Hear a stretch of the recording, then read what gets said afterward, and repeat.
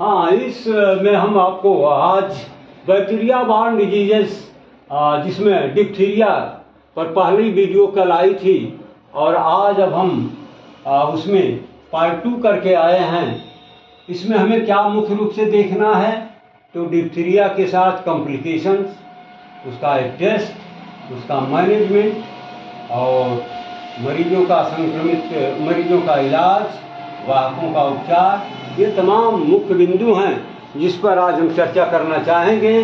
तो सबसे पहले आइए, क्या है कॉम्प्लिकेशन, यानी व्यक्ति डिप्थीरिया से तो झेल रहा है, सफ़र कर रहा है, इसके साथ साथ उसे और कौन कौन से कॉन्कोमिटेंट प्रॉब्लम हो सकती हैं, उसके साथ और क्या बीमारियां हो सकती हैं। तो इसमें 3-4 पॉइंट आपको बताए गए हैं। जैसा कि पहला बताया गया, लैरिंजियल ऑब्स्ट्रक्शन, यानी लैरिंग्स में अवरोध हो जाना, लैरिंग्स को प्रॉपर अपने ढंग से काम करने में दिक्कतें होना, तो ये है लैरिंजियल ऑब्स्ट्रक्शन।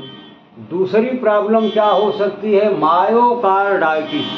मायोकार्डाइटिस का मतलब, मायोकार्डियम में आइटिस शब्द लगा है, ये इंडिकेट कर रहा है कि हार्ट की जो लेयर मायोकार्डियम है उसमें इन्फेक्शन हुआ है और उसमें इन्फ्लेमेशन हो गया है। तो ये डिप्थीरिया का जो इन्फेक्शन है, इसका फोकस वहाँ तक भी जाता है, मायोकार्डियम तक, और उसमें इन्फेक्शन हो सकता है, इन्फ्लेमेशन हो सकता है। और क्या इसके साथ साथ हो सकता है, ब्रांको न्यूमोनिया। न्यूमोनिया क्या ऑलरेडी, जैसा कि आप जानते हैं, यह एक लंग की प्रॉब्लम है, इन्फेक्शस प्रॉब्लम है। तो डिप्थीरिया तो अपने जगह पर है, लेकिन इसका फोकस वहाँ तक भी होगा और वो व्यक्ति ये ब्रांको न्यूमोनिया से भी पीड़ित हो सकता है। यानी अब आपको डिप्थीरिया के साथ साथ ब्रांको न्यूमोनिया को भी मैनेज करना पड़ेगा। अगली प्रॉब्लम क्या हो सकती है, पेरीफेरल न्यूरोपैथी, यानी बॉडी के सरफेस एरिया में न्यूरोपैथी, न्यूरोलॉजिकल प्रॉब्लम्स क्रिएट होने लगती हैं। तो उसमें बहुत सारी प्रॉब्लम्स हो सकती हैं। 5वां पॉइंट जो बताया गया, नेफ्राइटिस। नेफ्राइटिस का मतलब नेफ्रॉन में आइटिस, यानी किडनी में इन्फेक्शन हो चुका है, उसमें इन्फ्लेमेशन हो चुका है। तो आप डिप्थीरिया का इलाज तो करेंगे ही, उसके साथ उसका जो कॉन्कोमिटेंट है नेफ्राइटिस, अब इसको भी आपको मैनेज करना पड़ेगा और इसकी देखभाल करनी पड़ेगी, इसको प्रॉपर ट्रीटमेंट देना पड़ेगा। अब ये डिप्थीरिया में ये तमाम जो दिक्कतें होती हैं, ये वास्तव में डिप्थीरिया की ही प्रॉब्लम है या कुछ और है, इसको प्रमाणित करने के लिए हमें क्या करना होगा, इसको जानने के लिए, डायग्नोसिस को मैच्योर बनाने के लिए हमें क्या करना पड़ेगा। तो इसमें हम एक टेस्ट करते हैं जिसको कहते हैं सिक टेस्ट।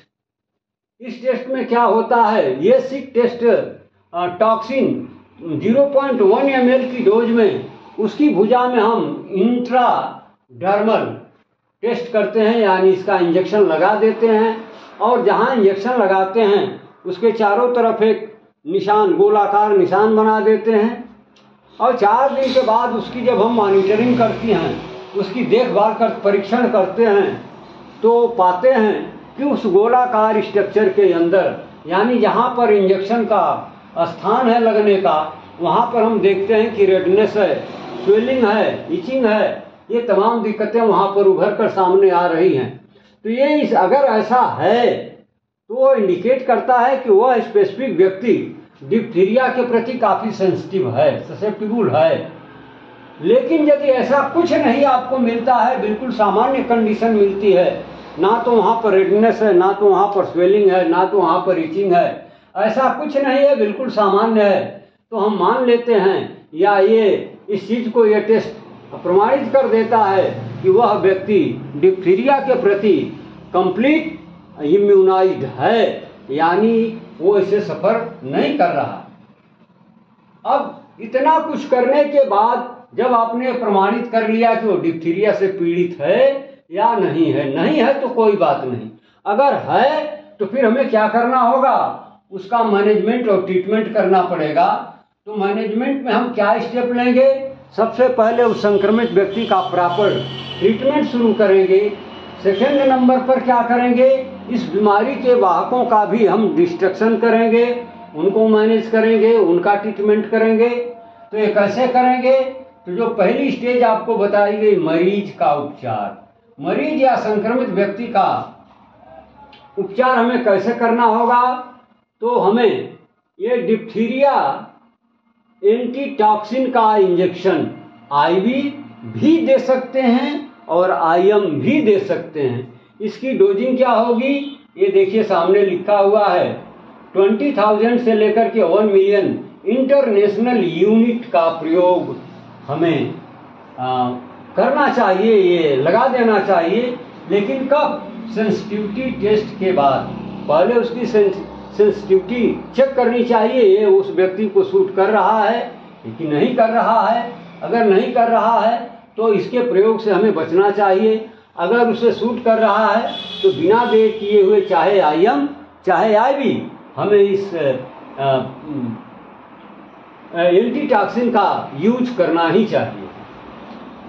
दूसरी उपाय जो बताई गई वो है बेंजाइलोपेनिसिलिन। बेंजाइलोपेनिसिलिन एक एंटीबायोटिक इंजेक्शन होता है जिसका हम यूज कंटिन्यूअसली, बिना नागा किए हुए, बिना रुके हुए 1 सप्ताह तक करना चाहिए, ताकि उसका जो ये लैरिंजियल ऑब्स्ट्रक्शन है, ये ब्रोंकोन्यूमोनिया है, यानी इनसे उसको जो रेस्पिरेशन में जो प्रॉब्लम क्रिएट हो रही है, ऑब्स्ट्रक्शन हो रहा है, दिक्कतें हो रही हैं, इससे उसको छुटकारा मिल जाए, आराम मिल जाए।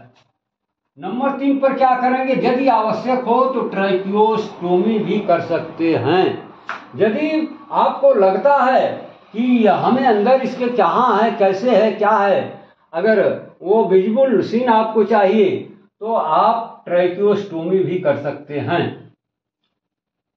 चौथा पॉइंट जो बताया गया, अन्य कॉम्प्लिकेशन जैसे मायोकार्डाइटिस हुआ, नेफ्राइटिस हुआ या न्यूरोपैथी हुआ, ये जो तमाम कॉम्प्लिकेशंस इसके साथ कॉन्कोमिटेंट लगे हुए हैं, इनका हमें, अब नेफ्राइटिस है तो डिप्थीरिया का प्रॉपर इलाज तो आपको करना ही पड़ेगा, नेफ्राइटिस को भी मैनेज करना पड़ेगा, या मायोकार्डाइटिस की प्रॉब्लम है तो फिर इसके अकॉर्डिंग भी उसको ट्रीटमेंट देना होगा, या न्यूरोपैथी की प्रॉब्लम हो गई है तो फिर न्यूरोपैथी कैसे ट्रीट की जाती है, कैसे मैनेज की जाती है, इसका भी ट्रीटमेंट हमें डिप्थीरिया के साथ साथ करना पड़ेगा।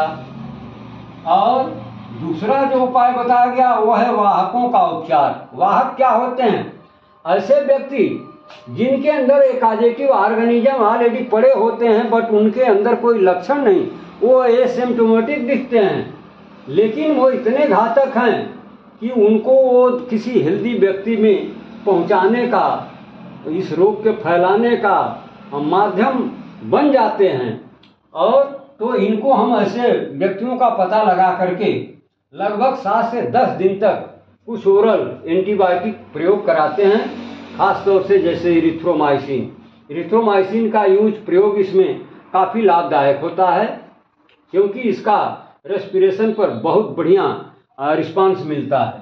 तो ये आज के पॉइंट्स हैं डिप्थीरिया पार्ट 2 के कॉम्प्लिकेशन, सिक टेस्ट करना, मैनेजमेंट करना और संक्रमित का उपचार करना, कैसे कैसे क्या करना है, कौन से ड्रग्स का यूज करना है, फिर वाहकों का उपचार करना, संक्रमित का उपचार करना, फिर बाकी की चीज़ें हम अब अगले एपिसोड में लेकर आएंगे और आपके साथ अच्छी तरीके से उस पर चर्चा करेंगे।